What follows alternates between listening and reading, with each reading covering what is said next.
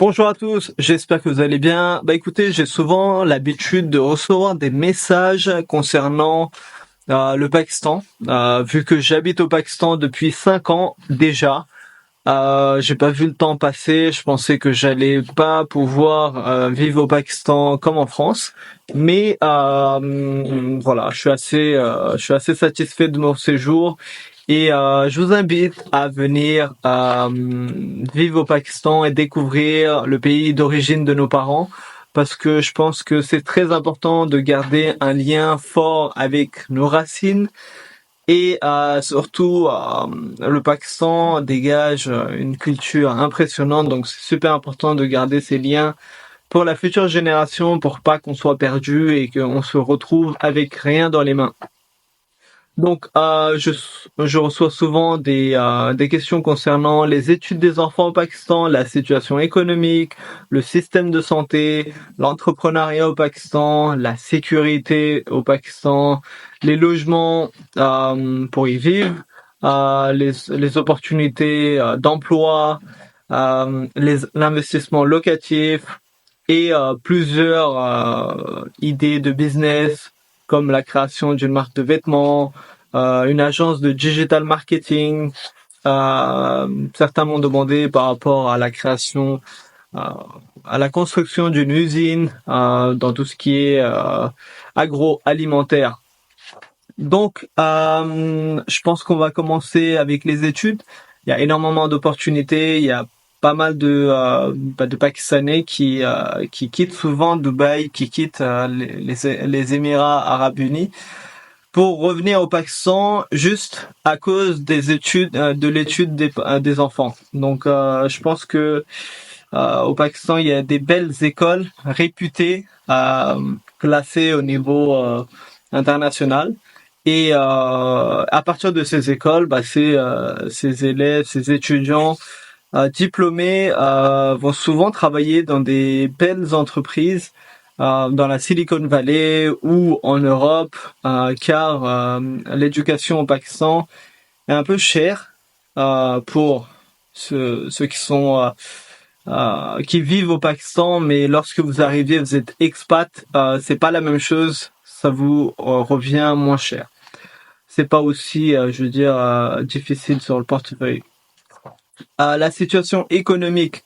Écoutez, on est frappé par l'inflation, oui. C'est pas aussi catastrophique qu'on vous le raconte dans les médias. Si je prends l'exemple des factures, elles ont augmenté. Ça fait du x2, x3. Donc ouais, des fois on sent un peu la montée des prix, mais en même temps, si on se lance dans plusieurs business et si on se lance dans plusieurs projets, je veux dire, on arrive à arrondir les fins de mois et c'est pas aussi compliqué que ça. Après voilà, je dis pas que c'est toujours facile. Il y a des moments difficiles. C'est un peu comme partout dans le monde. Et je pense que l'inflation et la situation économique est en train de dégrader, même en Europe, même aux États-Unis. Donc voilà, le Pakistan, c'est pas un cas isolé et c'est pas le seul endroit au monde où la situation est en train de partir en vrille. Le système de santé. Écoutez, il n'y a pas vraiment de sécurité sociale. Je sais que le dernier gouvernement avait lancé un programme. Je suis pas trop au courant de ce qu'il en est. Est-ce que c'est toujours opérationnel ou ça a été mis en pause par le nouveau gouvernement. Par contre, j'ai mon père qui est suivi par rapport au diabète cardiaque, il est cardiaque aussi. Il avait des problèmes, il faisait de l'asthme aussi, donc il avait plusieurs traitements à suivre et lorsqu'on a déménagé au Pakistan, on a fait une petite analyse de la prescription avec un médecin spécialiste ici. Il nous a proposé des alternatives, des comprimés qui étaient disponibles au niveau local. en suivant les mêmes formules, la même qualité. Et il s'est avéré que en France, ça coûtait beaucoup moins cher. Pourquoi ça coûte moins cher à mon père? Ça lui revient à peu près à 5000 roupies par mois, tout le traitement, par mois. Donc, en France, ça lui coûtait à peu près 300, 400. C'était grâce à la mutuelle et je pense la sécurité sociale, ils payaient pas autant. Mais au Pakistan, ce qui est intéressant, c'est que si vous avez besoin de 7 comprimés, ben ils vous donnent pas tout le paquet. Et ça, c'est super intéressant. Je trouve que ce modèle pourrait être appliqué un peu partout dans le monde. Pourquoi vendre un pack, je veux dire la boîte complète de 30 comprimés ou 20 comprimés si on a besoin de seulement 7 comprimés? Donc ça, c'est quelque chose d'intéressant et peut-être que ça peut être appliqué dans d'autres pays développés, par exemple.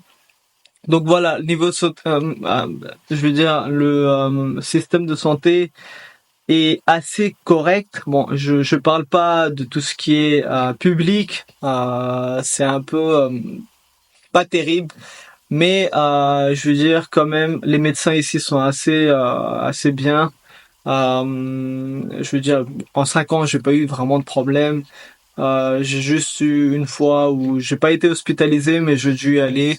Euh, et ça a été très très rapide. En quelques heures, j'étais sur pied.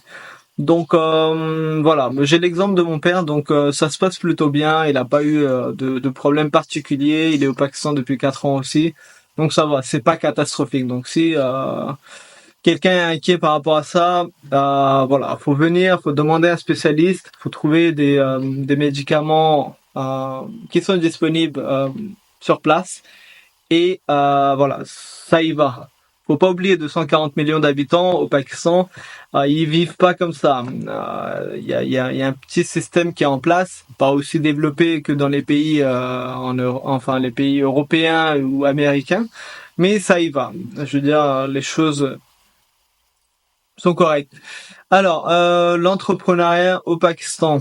Bah écoutez, vous avez énormément d'opportunités et je trouve que il n'y a pas vraiment de barrière à l'entrée. Donc si demain j'ai envie d'ouvrir un restaurant, bah, j'ai juste besoin d'aller voilà, enregistrer ma marque, passer quelques tests, je veux dire d'hygiène et de normes de sécurité. Je dois respecter ça. J'ai bah après faut payer le comptable, faut payer quelques charges, faut payer les cautions, ce genre de choses.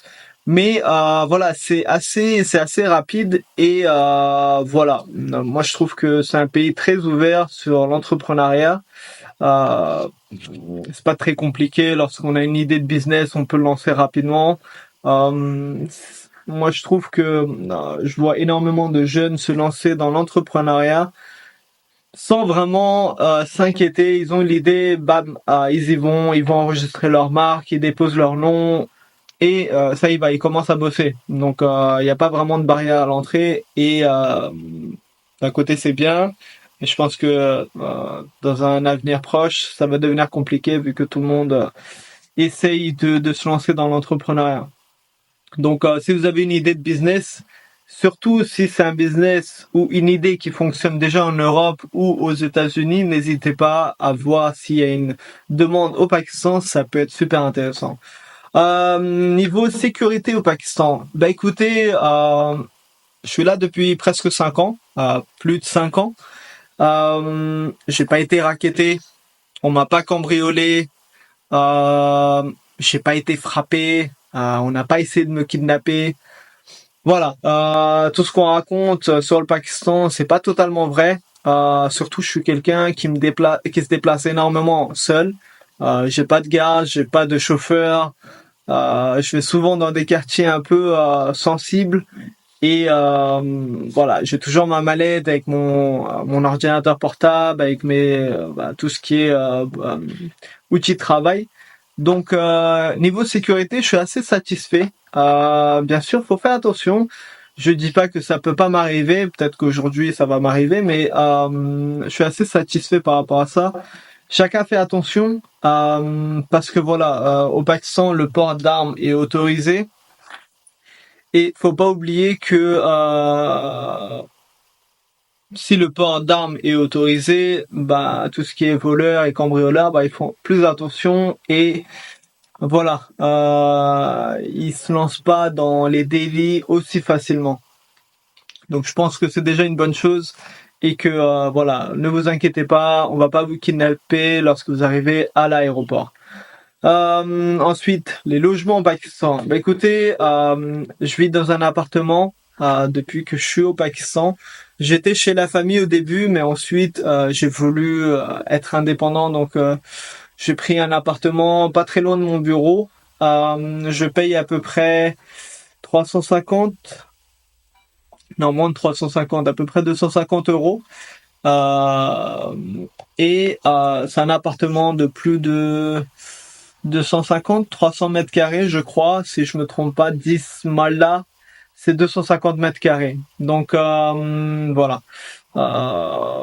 C'était assez sympathique. Le quartier est assez cool. Moi j'aime bien. Il y a plein de jeunes qui habitent à droite, à gauche. Les voisins sont super sympas. Bah lorsqu'ils apprennent qu'on est expatrié au Pakistan, bah ils sont toujours contents et surtout voilà, je pense que l'hospitalité au Pakistan c'est quelque chose qu'on retrouve dans chaque coin de rue. Et après les logements ils sont assez sympathiques. J'ai pas eu vraiment de problème par rapport à la qualité je veux dire des appartements. Des fois, il y a l'ascenseur qui tombe en panne, mais bon, c'est vite réglé. Mais après, à part ça, tout va bien. Le propriétaire est assez sympathique. Euh, je pense que ouais, les loyers sont payés directement via virement bancaire, donc ça va. Les factures d'électricité, pareil, c'est payé via une application, donc c'est cool aussi. Qu'est-ce qu'il y a d'autre? Désolé, ça a été coupé. Je pense que la caméra il y avait plus de place dans la carte mémoire. Donc on recommence. Je disais par rapport aux appartements, il y a pas vraiment de souci. Je pense que 250 euros c'est pas mal du tout et le quartier est assez sympathique. Donc moi je suis au quartier de la Défense. Plus précisément c'est Askri.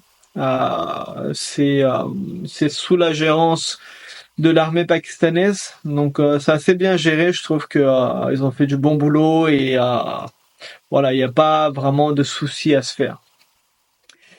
Ensuite, l'investissement locatif. Alors, personnellement, je suis pas très, je suis pas pour l'achat de biens au Pakistan pour plusieurs raisons. Euh, un, c'est super cher. Par exemple, l'appartement dans lequel je vis, il vaut à peu près, si on doit l'acheter, il vaut à peu près 35 millions, 3 crores, 50 lakhs. C'est assez élevé. Euh, Parce que si on fait le ratio loyer et je veux dire coût du bien, c'est pas top du tout. Donc moi je suis pas pour l'investissement locatif. Après, il y a des opportunités assez intéressantes dans les nouvelles constructions, les nouveaux bâtiments qui sont en construction. Donc peut-être là-bas vous pouvez faire de bonnes affaires. Parce que voilà, je pense que à peu près 10-15 millions, on peut avoir un petit appartement sympathique et après on peut le mettre en location. Donc encore le ratio coût du bien et location, c'est pas top, hein, franchement. Après, voilà, ça se vend pas aussi facilement avec l'inflation, avec l'instabilité politique et économique. Les gens sont pas trop dans l'idée d'acheter des biens ou de revendre des biens. Donc voilà, je suis pas trop sur l'investissement locatif et après c'est un ancien modèle. Donc moi je pense que la nouvelle génération, elle va pas s'arrêter sur ça et je pense que elle va essayer de nouvelles choses pour générer des revenus. Ensuite, Voilà, je pense qu'on a fait un petit tour pour une première vidéo et pour ce nouveau format. Je pense que c'est assez sympathique. N'hésitez pas à venir au Pakistan, s'il vous plaît. Venez avec vos enfants, essayez de vivre au Pakistan, mais sans la famille. Je veux dire la famille qui habite au Pakistan, essayez de découvrir le Pakistan de vous-même. Prenez une voiture de location, essayez de conduire. Je veux dire, c'est pas aussi difficile. Personnellement, des fois, je trouve que c'est plus facile qu'à Paris. Pourquoi c'est plus facile? Parce que chacun fait attention à son propre véhicule. Donc voilà. Donc venez au Pakistan, essayez de passer un peu de temps, venez pour une semaine, 10 jours, 15 jours. Venez avec les enfants, c'est très important de garder ce lien. Et vu que la situation dans le monde est en train de changer, je pense que voilà, garder un lien important avec votre pays d'origine. Ce pays, on l'avait pas créé juste pour faire la fête.